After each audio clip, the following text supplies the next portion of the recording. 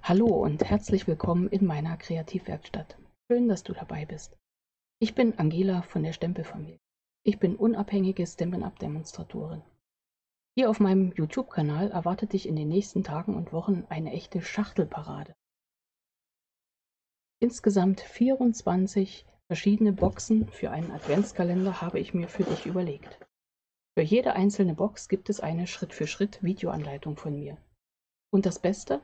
Aus einer Packung Designerpapier in 12×12 Inch und einigen Bogen passenden Farbkarton kannst du dir deinen eigenen besonderen Adventskalender nachbasteln. Entweder alle 24 verschiedenen Boxen oder eine der unterschiedlichen Varianten 24 Mal. Oder natürlich auch einfach alles bunt gemischt.